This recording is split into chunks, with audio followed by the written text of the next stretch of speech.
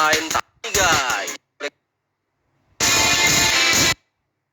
Juga guys, di lain tinggal aktifin subspace bawah ya guys.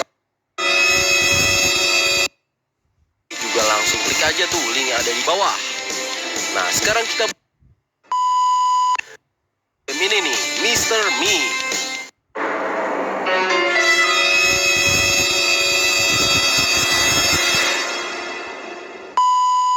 Mr. Meat adalah game mobile gratisan buatan Keplerians. Sekedar info aja, Keplerians juga adalah pembuat game horor misteri Evil Nun dan Ice Cream. Dua game itu udah pernah saya bahas juga ya guys, cerita sebenarnya di balik dua game itu. Baiklah langsung aja ya kita bahas cerita sebenarnya di balik game Mr. Meat atau Tuan Daging. Di sebuah peternakan di tengah area padang pasir di Amerika, tempatnya jauh dan terpencil gitu, jadi nggak banyak orang yang tahu. Tempatnya sih ya kayak peternakan biasa ya guys. Nggak ada yang curiga sama rumah ini karena memang kayak rumah biasa. Tapi ada sebuah kasus di kota dekat situ di mana 10 orang dikabarkan hilang tanpa jejak. Polisi mencoba menyelidikinya di manakah 10 orang itu berada dan mencari tahu siapa pelakunya. Di rumah peternakan itu hidup seorang pria yang dikenal dengan Mr. Meat atau Tuan Daging. Nama aslinya adalah Johnny. Nah, apa yang membuat Mr. Meat atau si Johnny ini jahat bermula semenjak dia masih kecil. Dulu si Johnny sering dihajar oleh ayahnya. Kesalahan sekecil apapun pasti langsung dihajar karena ayahnya itu seorang pemabuk. Johnny menderita penyakit kelainan. Karena itu Johnny enggan berteman. Dia malas ketemu sama orang. Sehingga dia di sekolah pun dibully oleh teman-temannya. Ya akhirnya Johnny tidak punya teman. Sekitar usia 14 tahunan ayah Johnny masuk penjara dan gak lama ibunya meninggal karena penyakit kanker yang udah lama dideritanya. Johnny akhirnya terpaksa hidup sendirian, gak ada rumah karena rumah yang mereka tempati adalah rumah sewa. Dia ditawarkan untuk ikut program dibiayai hidupnya oleh pemerintah sampai dewasa. Tapi Johnny lebih memilih tinggal di jalanan karena dia tidak suka berada di dekat orang lain.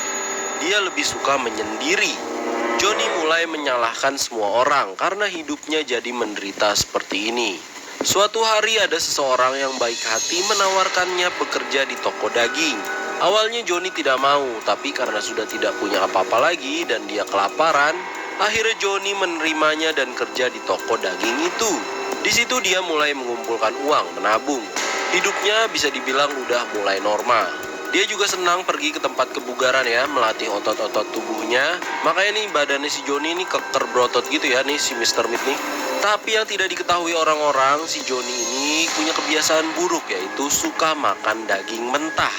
Suatu hari Johnny berkelahi dengan seorang preman hingga akhirnya preman itu tepar.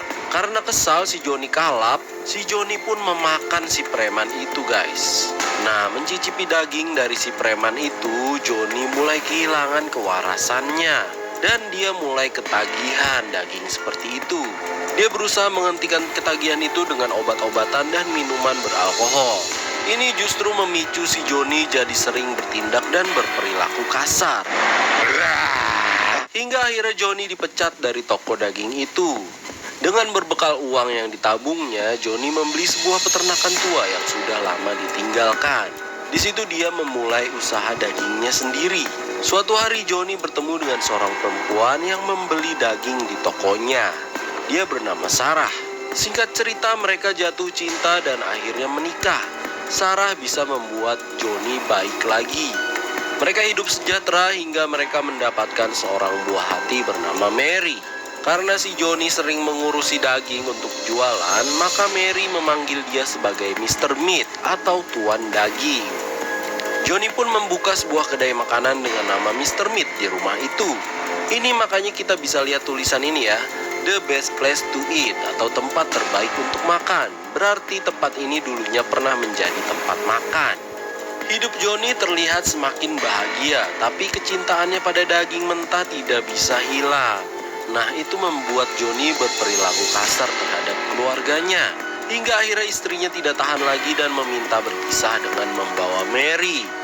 Johnny sangat marah atas permintaan istrinya itu. Dia pun semakin menggila dan gelap mata. Dia menghajar Sarah dan Mary lalu memasukkannya ke larutan asap untuk menghancurkan mereka. Inilah makanya kenapa ada larutan asam di kamar mandi. Terus rupanya mungkin si Sarah sempat dikurung dulu di situ. Makanya di kaca kamar mandi ada tulisan "Help me" atau "Tolong aku". Johnny semakin terobsesi dengan daging. Hampir di setiap sudut rumahnya ada daging, supaya dia bisa makan kapanpun dan dimanapun dia mau. Tapi bukan cuma daging hewan aja ya guys yang dia incar. Dia juga mencari daging dari korban-korbannya. Kalau lagi kumat dia mencari korban. Walau nggak semua pelanggannya dia incar, sepertinya dia pilih-pilih juga daging yang sehat dan segar menurut dia. Suatu hari akhirnya muncul berita tentang Sarah dan Mary yang hilang. Johnny menyimpan potongan berita di koran itu sebagai kenang-kenangan. Karena sebenarnya dia masih cinta sama keluarganya. Cuma ya namanya juga udah nggak waras ya si Mr. Meat ini. Johnny menyimpan semua kenangan tentang Sarah dan Mary di sebuah ruangan rahasia yang hanya bisa dimasuki dari atap. Mungkin ketika dia kangen dia akan ke tempat ini guys. Tapi anehnya foto-foto keluarganya dia tuh dicoret-coret semua nih yang ada di dinding. Sebagian juga ada yang disobek. Jika Mr. Meat sudah mengincar korban, maka korban itu akan dihajar pakai potongan daging lalu dikurung olehnya. Nah, ini adalah kenang-kenangan dari para korbannya nih guys. Disimpan digantung di dekat atap. Suatu hari si Mr. Meat ingin menciptakan makhluk campuran babi dan manusia. Dia ingin bereksperimen dan mempelajari semua itu. Karena dia mengira daging perpaduan itu rasanya akan sangat luar biasa. Dia pun membuka lowongan kerja bagi ahli genetik untuk bekerja dengannya. Lalu datanglah seorang wanita bernama Amelia Clark. Tapi saat tahu Amelia disuruh kerja membuat makhluk campuran babi dan manusia, dia menolak. Mr. Meat tidak menerima penolakan. Amelia pun dikurung dan disuruh bekerja secara paksa. Nah, disinilah kita sebagai detektif swasta dapat tugas nyelidikin kemana hilangnya si Amelia.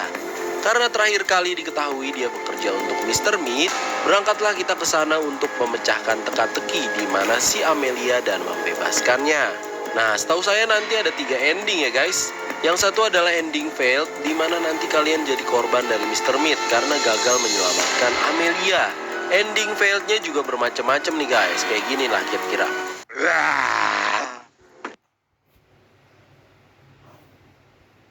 Kecap sedap, kental, meresap, manisnya inspirasi ibu, senyumkan mertua.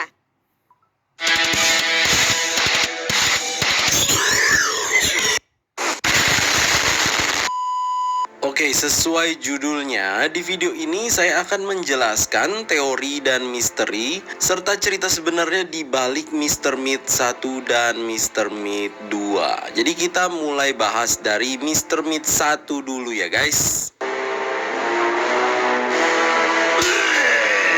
Mr. Meat ini awalnya dari keluarga normal ya, sebuah keluarga normal di Amerika.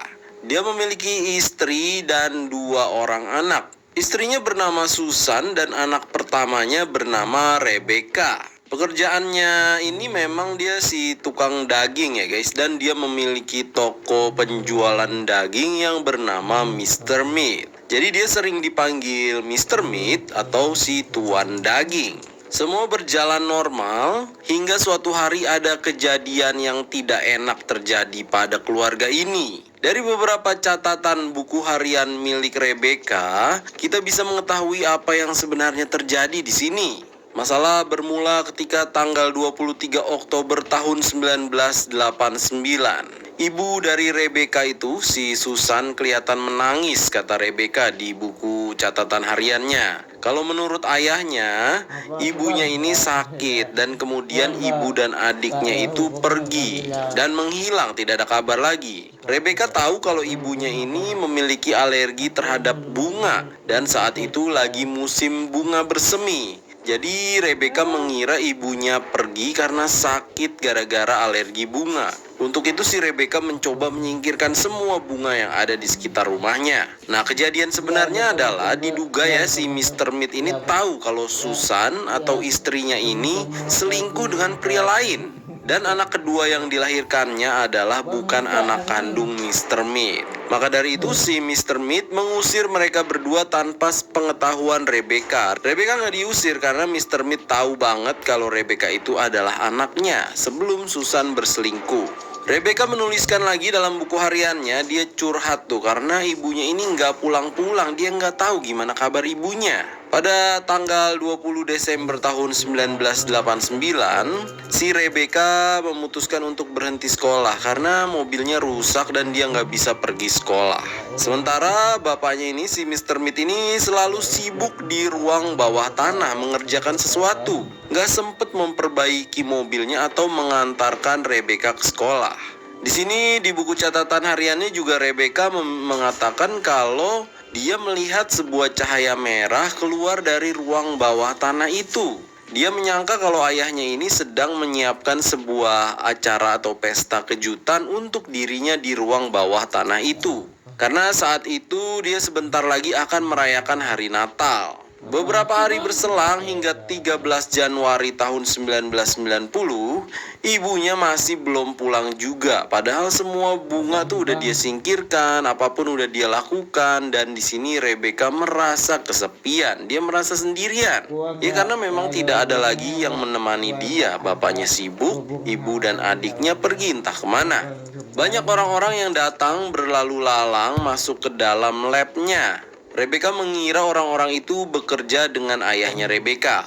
Rebecca juga mengatakan dalam buku hariannya ini dia kadang mendengar suara babi dari ruang kerja ayahnya di bawah tanah.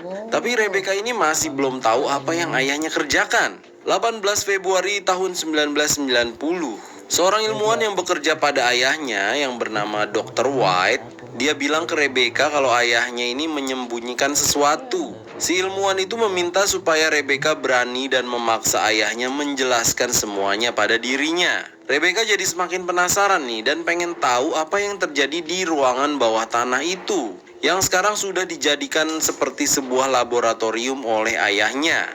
Dia juga akhirnya menduga-duga nih, jangan-jangan ibu dia tuh ada di bawah sana. Saat Rebecca masuk ke dalam ruangan itu, dia melihat sebuah kuali besar dengan cairan berwarna merah. Dia sangka kalau itu adalah minuman untuk pesta, kemudian dia pun meminum ramuan itu. Baru meminum sedikit, si Rebecca ketahuan oleh ayahnya. Rebecca pun dikurung. Di situ Rebecca langsung berubah menjadi babi, guys. Tapi belum seutuhnya menjadi babi ya, karena dia hanya minum sedikit dari ramuan itu. Suatu hari seorang detektif swasta yang bernama Anthony, dia mendapat misi, mendapat tugas untuk mencari seorang ilmuwan muda yang bernama Amelia Clark. Kabar terakhirnya si Amelia Clark ini bekerja magang sebagai ilmuwan di perusahaan Mr. Meat. Jadi jelas ya dugaannya si Anthony ini ada sesuatu di laboratorium atau tempat kerjanya Mr. Meat. Langsunglah dia menjelajah ke kediamannya Mr. Meat. Saat Anthony menjelajah rumah dan lab bawah tanah ini, barulah ketahuan kalau si Mr. Meat ini sedang bereksperimen pada manusia. Dia membuat ramuan yang bisa mengubah manusia menjadi seekor babi. Kenapa dia melakukan itu? Karena dia sangat membenci manusia, guys. Dia jadi sangat membenci manusia. Ya karena sakit hati dengan istrinya itu, guys. Dia diselingkuhin oleh istrinya. Diduga dia membuat manusia menjadi hewan, lalu dia menjualnya sebagai daging potong. Wow. Bahkan Mr. Meat punya hewan peliharaan kesayangan sendiri, guys, yang diberi nama Pig 13 atau babi 13. Diduga ini adalah hasil eksperimen manusia ke-13 yang berhasil. Makanya dinamakan babi 13. Babi ini sangat berbahaya dan sangat nurut sama si Mr. Meat.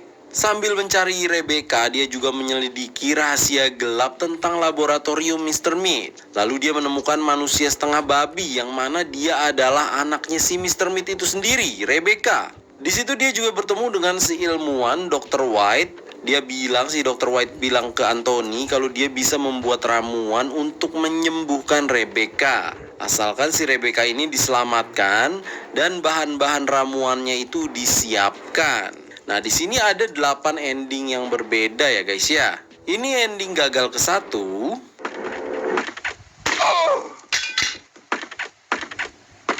Ini ending gagal kedua.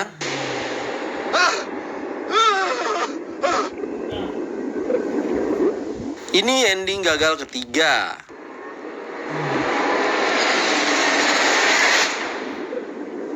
Lalu ini ending ketika Anthony hanya menyelamatkan Amelia Clark aja.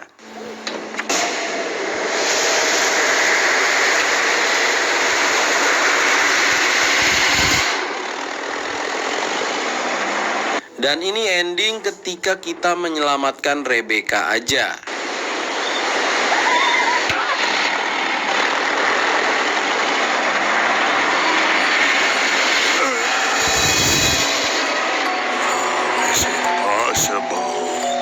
How is it possible?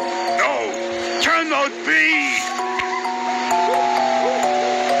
You will see. I will chase you until the end of my days. You won't escape. Dan ini adalah true ending di mana Mr. Meat ditangkap oleh polisi, guys. Dan si Anthony berhasil menyelamatkan semuanya.